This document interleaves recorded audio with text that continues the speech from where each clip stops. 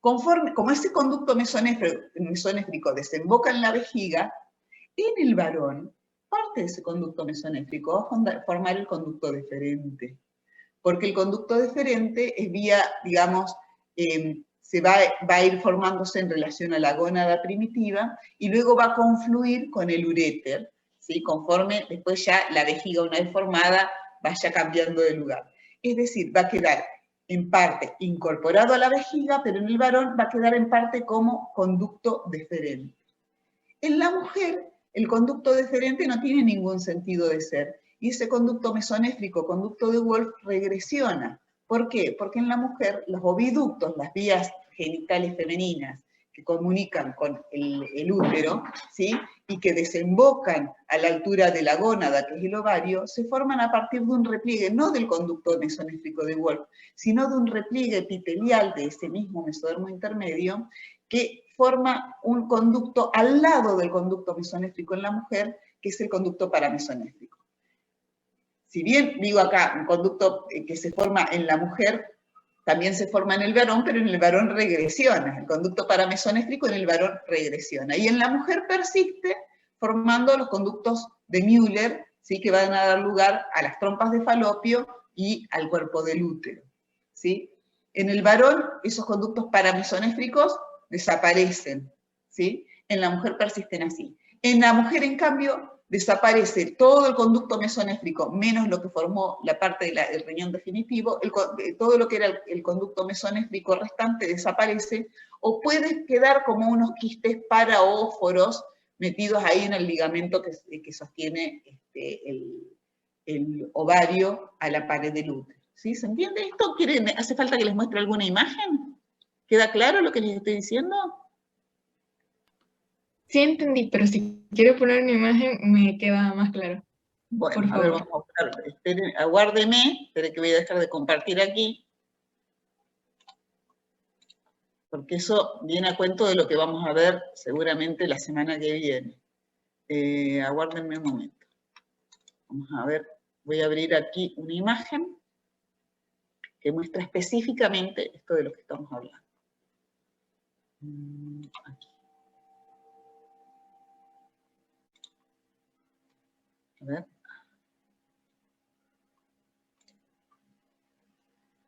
Aguárdenme un instante. Todas estas estructuras de las que aquí hablamos, por supuesto, derivan del mesodermo intermedio. El mesodermo intermedio es el mesodermo que da lugar al sistema urogenital. Entonces va a dar tanto lugar al sistema urinario como a los sistemas genitales masculino y femenino, las porciones, por lo menos los órganos internos, ¿sí? Voy a abrir aquí, esperen que estoy abriendo un PowerPoint y voy a compartir. Vamos a... Aquí voy a compartir la pantalla.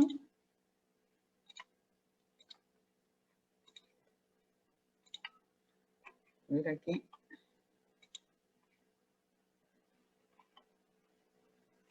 ¿Se ve en pantalla completa o no? Bueno. Sí, sí se ve. Bien. Vamos a ver aquí. Aquí, fíjense. Esta imagen me gusta mucho a mí. Esta imagen es de Larsen. Este es el embrión, por supuesto. Miren aquí cómo está todavía el neuroporo cerrando, porque yo ya tengo pronefros y mesonefros formándose desde temprano. En la 5ª semana ya tengo inducida la formación del blastema metanéfrico. Así que, bueno, digamos, es tempranito. Pero fíjense que esto, que si yo corto el embrión aquí transversalmente, veo que el tubo neural, ¿sí? Esta sería la notocorda, aquí tengo las aortas dorsales, y esto que veo aquí es el mesodermo intermedio, porque el mesodermo paraxial está aquí. Esto es mesodermo paraxial, esto es mesodermo intermedio, y esto que veo aquí es mesodermo lateral, que está delaminado. Esta sería la hoja parietal del mesodermo lateral, y acá tengo la hoja visceral del mesodermo lateral. ¿Se ubican, no? Este espacio alrededor de eso sería el celoma, la cavidad peritoneal del embrión. ¿Se ubican ahí? Sí, profe. Bien. Y aquí, en esta cresta urogenital, ¿sí? Yo acá tengo esta estructura que es el conducto mesonéfrico o de Wolff, ¿sí? Ese conducto mesonéfrico de Wolff es este violeta de aquí.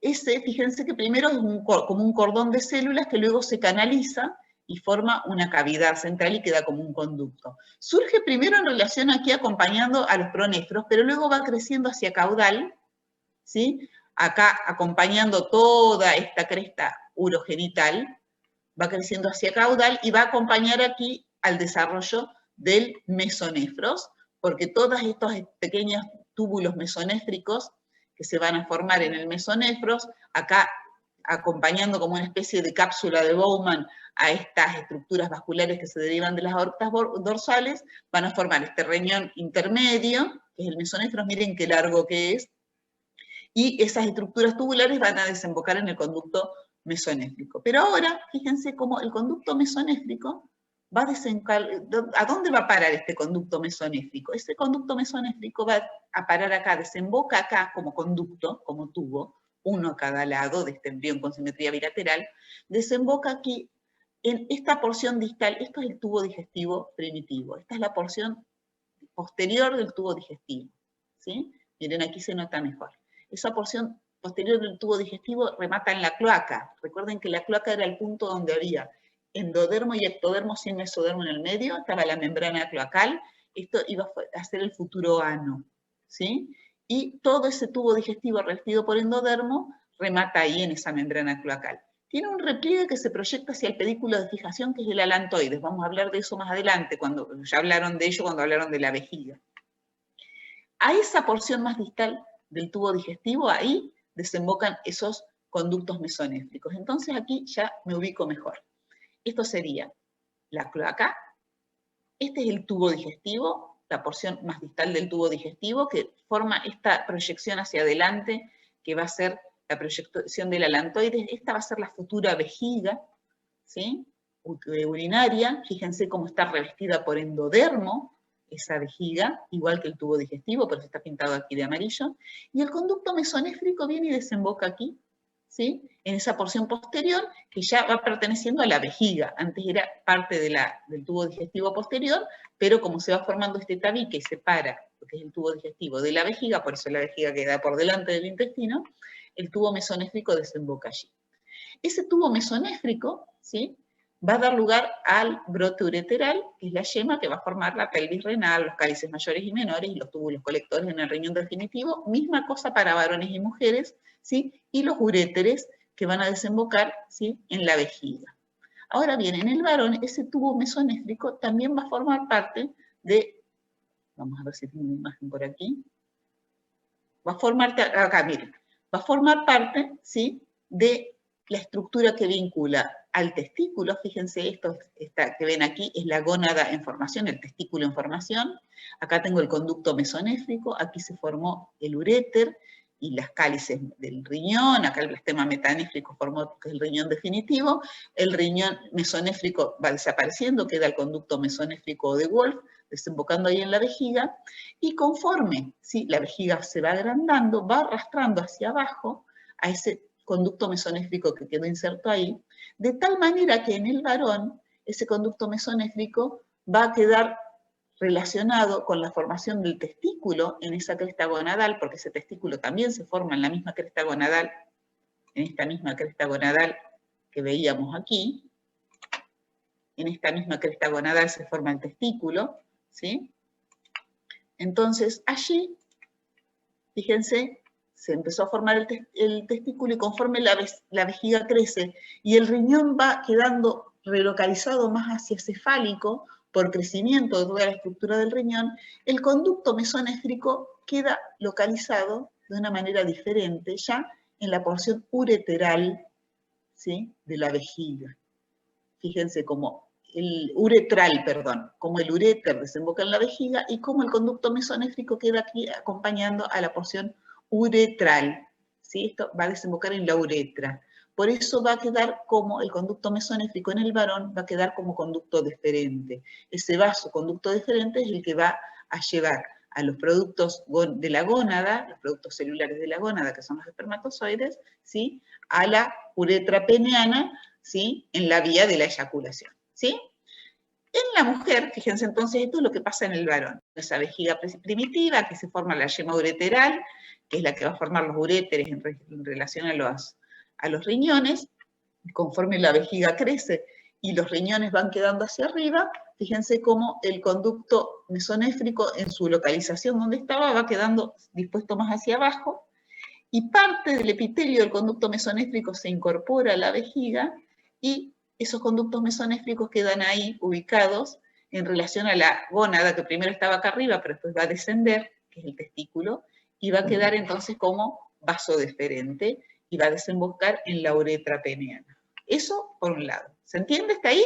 Fíjense entonces, aquí tenemos el conducto deferente derivado del conducto mesonéfrico, que a partir de allí, por proliferaciones epiteliales, se va a formar la vesícula seminal y la próstata.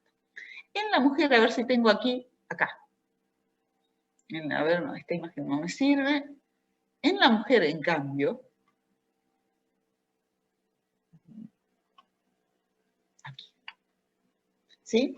En la mujer, en cambio, ¿sí? Esto que yo veo aquí es el conducto mesonéfrico. Esta es de la otra mitad del embrión, ¿eh? Así que para que se ubiquen. Antes veíamos el dibujo de este lado, ahora lo vemos en este otro. Este espacio que veo aquí es la cavidad celómica. Este es el mesenterio que aquí tiene sujeto al intestino. Esto es la cresta urogenital. Acá tengo el conducto paramesonéfrico y este es el conducto mesonéfrico, ¿sí? Del conducto mesonéfrico, estoy a la altura del mesonefros, el conducto mesonéfrico que hacia abajo me va a dar lugar a la yema ureteral, se comunica con estos ductos mesonéfricos, ¿sí? Que rematan en esta pequeña cápsula de Bowman, eso sería el mesonefros. Y fíjense cómo aquí se formó otro conducto que es el paramesonéfrico. ¿Por qué se llama conducto paramesonéfrico?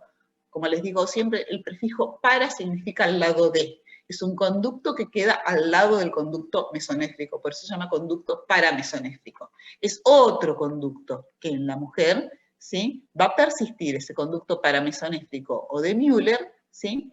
Va a persistir. Mientras que el conducto mesonéfrico va a regresionar. Esto que es el conducto mesonéfrico en la mujer, como si aquí la gónada que se está formando es el ovario, ese conducto mesonéfrico ya no tiene razón de ser, ¿sí? Y va a persistir el conducto paramesonéfrico. ¿Y a qué va a dar lugar el conducto paramesonéfrico? Fíjense, el conducto paramesonéfrico que se forma ahí va a formar la trompa de Falopio. En la porción más distal y en relación a la cloaca, ¿sí? Porque todo desemboca en la cloaca, ¿sí? Va a unirse con el de la otra mitad para formar el canal uterino, parte de la estructura del útero y parte de la estructura vaginal, ¿sí? Y aquí la porción más distal va a formar la trompa de Falopio. Miren cómo el conducto mesonéfrico, que aquí más abajo dio lugar a la yema ureteral y coalesció con la vejiga y tal, empieza a regresionar porque ya no tiene razón de ser. Y queda eventualmente un remanente del conducto paramesonéfrico y de algunos de los túbulos mesonéfricos. Aquí eventualmente es un remanente que puede no persistir, incorporado en este ligamento, ¿sí? En el ligamento que vincula al ovario con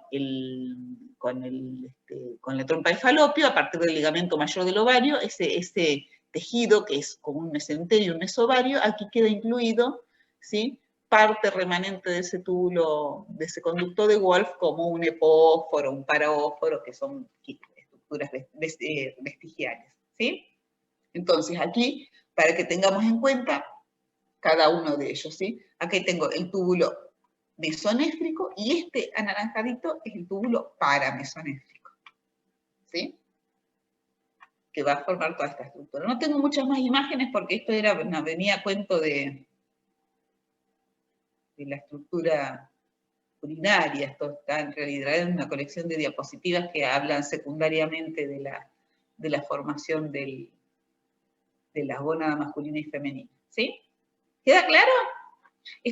Mientras este conducto mesonéfrico se forma a partir de un cordón de células mesonéfricas que luego se canaliza, este conducto paramesonéfrico se forma por un repliegue, es un repliegue epitelial, que primero hace así, es un repliegue del epitelio que luego queda separado. Bueno, ¿está más o menos clara esa idea? Sí, profe, gracias. Bueno, muy bien. ¿Qué otras preguntas puede haber? Profe, Sí. una consulta con respecto a la regulación molecular. Sí. ¿En qué tenemos que hacer hincapié o qué tenemos que saber. Pocas regulaciones moleculares vamos a ver, digamos, en biología, porque nosotros no hacemos un curso de biología del desarrollo. Sin embargo, en el caso del riñón, es la inducción recíproca entre estos componentes. Fíjense, acá lo que yo tengo,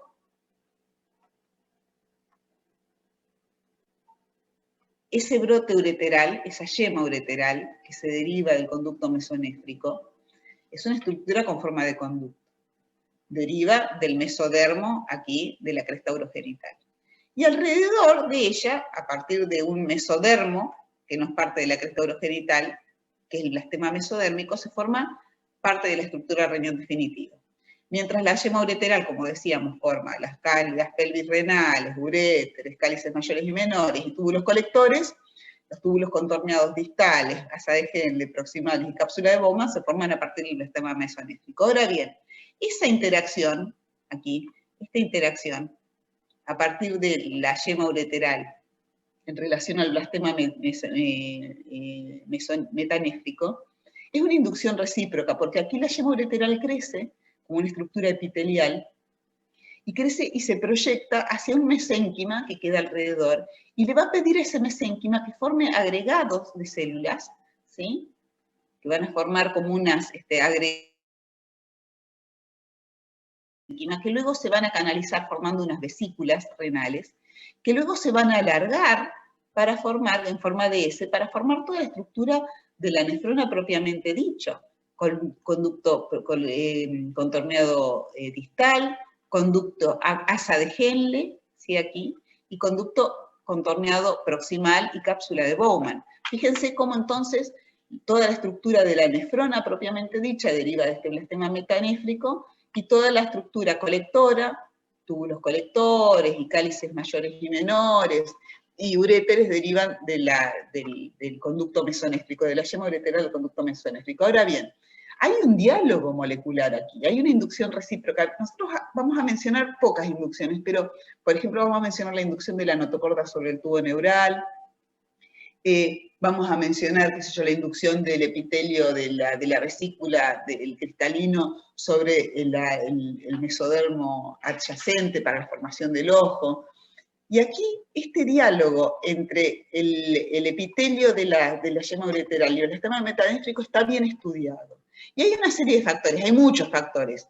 Nosotros vamos a mencionar algunos nada más. Por ejemplo, acá el factor de crecimiento tumoral de Wilms, que es este WT1, ¿sí? Es una molécula que se expresa, es un factor de transcripción que se expresa, bueno, acá está todo escrito, no sé qué pasó.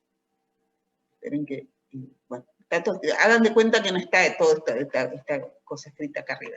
En la imagen no debería verse. Todo, aquí esto sería el blastema metanéfrico, ¿ven? Expresa este factor de transcripción, que es el factor tumoral de Wilms, es un factor de transcripción que tiene dos funciones. Se expresa ahí por inducción de este epitelio. Este epitelio induce la expresión de este factor de Wilms aquí, ¿sí? Porque este epitelio produce un factor de crecimiento del fibroblasto y una proteína que se llama BMP, ¿sí? La BMP es una Bone Morphogenic Protein, son factores que tienen este nombre, BMP y GF, ¿sí? Estas proteínas son expresadas por el epitelio y hacen que en el blastema metanéfrico se exprese el factor de transcripción WT1. Este factor de transcripción WT1, a su vez, actúa sobre el epitelio. Entonces, ¿cuál es la relación? Este factor de transcripción WT1 se expresa en el blastema metanéfrico por inducción del epitelio. Y a su vez, este factor de transcripción hace que se expresen otras proteínas aquí que le van a pedir a esa estructura que se ramifique. Entonces, por un lado, el epitelio del blastema metanéfrico va a inducir, ¿sí? El epitelio de la yema ureteral va a inducir al blastema metanéfrico a que se diferencie en las estructuras de la nefrona. Y a su vez el blastema metanéfrico va a inducir a la yema ureteral a que se ramifique, dando lugar a esta serie de ramificaciones consecutivas que van a formar las primeras 4 ramificaciones, los cálices mayores, la segunda generación de 4 ramificaciones, los cálices menores, y las siguientes ramificaciones todo el laberinto cortical de los túbulos colectores. El laberinto medular, perdón, de los cálices, de los conductos colectores. Entonces, lo que vemos aquí es una inducción recíproca. Es uno de los ejemplos más conocidos de inducción recíproca, porque para que este factor WT1 se exprese en el blastema metanéfrico y ejerza su acción sobre la ramificación de la yema ureteral, primero hizo falta que el epitelio de la yema ureteral produzca estos factores FGF y BMP, ¿sí? Este y estos que están pintados aquí con verde, ¿sí? Para inducir al blastema metanéfrico. Entonces hay un diálogo aquí. El epitelio de la yema ureteral induce al blastema metanéfrico a que persista y se diferencie en las estructuras de la nefrona, y el blastema metanéfrico induce al epitelio de la yema ureteral a que se ramifique y forme todas las estructuras de cálices mayores, cálices menores y túbulos colectores. ¿Se entiende? Ejemplos que tienen que conocer. Tienen que conocer básicamente 3 ejemplos, los ejemplos básicos mínimos. El factor tumoral de Wilms 1, ¿sí? Este factor de transcripción que se induce en el blastema metanéfrico por inducción del epitelio de la yema ureteral, ¿sí? La inducción está ejercida por estas proteínas, BMP y FGF, que induce la proliferación del blastema. El blastema metanéfrico produce esta proteína WT1 por inducción, y a su vez esa proteína induce a la ramificación del blastema metanéfrico, ¿sí? Y además, el blastema metanéfrico expresa finalmente aquí estas proteínas, ¿sí? PAX y WNT4, que son las moléculas que van a pedirle a estas vesiculitas que se forman ahí, en el blastema metanéfrico, ¿sí? Se condensan, se forman estas vesiculitas que veíamos aquí, ¿ven? Se condensa el mesénquima y se canaliza para formar las vesículas renal en un mecanismo de transición mesenquimático epitelial. ¿Por qué esto que veo aquí es un tejido mesenquimático? Es un tejido conectivo del embrión. Se tiene que transformar en un epitelio. ¿Epitelio de quién? De los túbulos contorneados distales, asa de Henle, túbulo contorneado proximal y cápsula de Bowman. Quiere decir que finalmente estas 2 moléculas que expresa el epitelio del blastema metanéfrico le están pidiendo al blastema metanéfrico que se transforme a partir de un tejido conectivo mesenquimático en un tejido epitelial. Eso se llama transición mesenquimático epitelial. Hay ejemplos de transiciones mesenquimático-epiteliales o epitelio-mesenquimatosas a lo largo del desarrollo del embrión, son muy importantes porque es el cambio de conducta de un tejido conectivo a un tejido epitelial, ¿sí? Porque este tejido epitelial tiene además que desarrollarse a partir de la condensación de ese mesénquima y desarrollar su lámina basal y todas las conductas de un tejido epitelial y las características de un tejido epitelial, que es avascular, que tiene complejos de unión. Así que esa transición está muy regulada. La inducción de la transición mesenquimático-epitelial en el blastema metanéfrico la ejerce, ¿sí? el epitelio del brote ureteral, de la yema y el brote ureteral, liberando estas 2 proteínas, PAX y WNT. Los ejemplos son pocos, fíjense que son 5 o 6 factores de transcripción que hay que aprender. Es una cuestión nada más que de memoria. Pero el concepto es importante. El concepto es importante por la inducción recíproca, es decir, que para que el riñón exista como tal, hace falta la estructura del brote ureteral, la estructura del mesodermo del blastema metanéfrico y una serie de producción de proteínas que se producen en un tejido para ejercer su efecto en el otro y a su vez en el otro para ejercer su efecto en el primero, en un diálogo molecular de inducción recíproca. Es uno de los ejemplos de inducción recíproca más conocidos que hay. Por eso, en este caso, hacemos hincapié en la biología molecular. ¿Se entiende? ¿Está claro? Sí, sí. ¿Sí, sí? ¿Es mucho? Son nombres por ahí que hay que acostumbrarse a las siglas. Hay que acostumbrarse a las siglas, pero eso es básicamente la idea.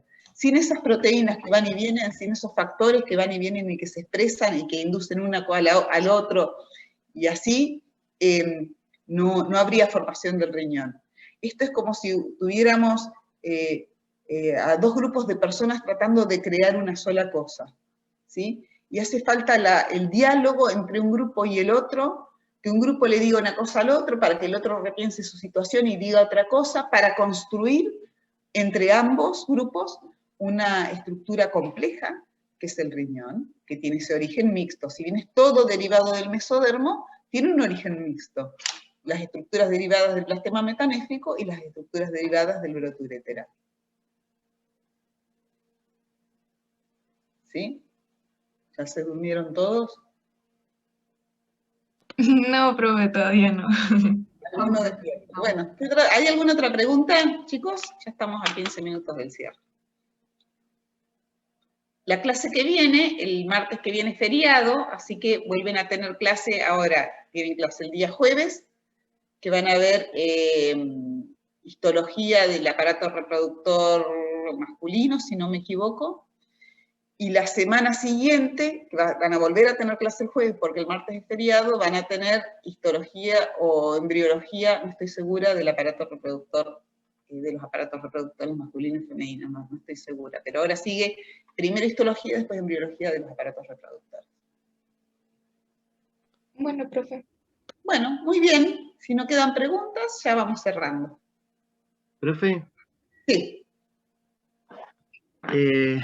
Soy Huachapán Carlos, no sé si me tiene presente, ingresé más tarde porque estoy en residencia sanitaria y me estaban controlando. Disculpe. Está bien. Le vamos a decir al doctor Quiñanao, porque yo también entré más tarde, así que la asistencia la tomó el doctor Quiñanao, así que para que le avise a él, para que registre en su listado, ¿sí? Gracias, profe. Bueno, muy bien. Profe. Sí. Profe. Sí, dígame. Profe, Ruiz, María Ignacia, igual, entré un poco más tarde. Bueno. No sé si me tomaron asistencia. Misma respuesta. Yo tengo entendido que el doctor Quiñanao te tomó asistencia temprano, porque me dijo en un mensaje. Yo estaba en una mesa de examen, así que por eso entré más tarde. Me imagino que en su registro debe tener anotados quienes estaban presentes, y si no, bueno, con él lo consultan la próxima clase que tengan con él, para que lo modifiquen su planilla. Bueno, gracias. Bien. Bueno. Para rendir la parte de preparados, ¿nos evalúan con este atlas? No, los evaluamos, digamos, con las imágenes. Lo que yo usé recién es un microscopio virtual. Me gusta por el tema del zoom, porque me puedo alejar y me puedo acercar, lo mismo que haría con un microscopio convencional. Nosotros les tomamos exámenes con una colección de fotografías de preparados, que la mayoría de ellos son de preparados de la cátedra. Ustedes tienen en PEDCO las fotos de esos preparados que tomó la doctora Moore, que hizo un atlas de la cátedra, y allí pueden consultar las imágenes que tenemos. Entonces pueden usar las dos cosas.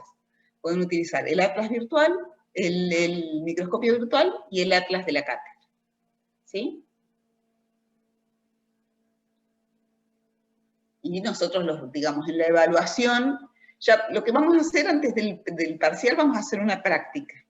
¿Sí? Vamos a poner preparado, lo vamos a, en lugar de que les digamos nosotros todo, porque ahora se hace pesado porque tenemos que mostrar el preparado, diseñar las estructuras y hacer todo el relato de lo que allí vemos. Pero lo que vamos a hacer antes del parcial es eso, ponerlos preparados, y les vamos a pedir a ustedes que usen la pizarra de la aplicación Zoom, y les van a ver, señale aquí un corpúsculo renal, y dónde estaría, y cuál de ustedes señale qué sé yo, un túbulo contorneado proximal, y aquí señalen túbulo contorneado distal, y aquí señale, qué sé yo, cuál sería tejido conectivo, a partir de dónde sería tejido conectivo y cuál sería tejido muscular. Entonces ahí con la pizarra, con la interacción con ustedes nos van mostrando y qué es lo que haríamos exactamente, qué es lo que les pedimos que hagan en el examen.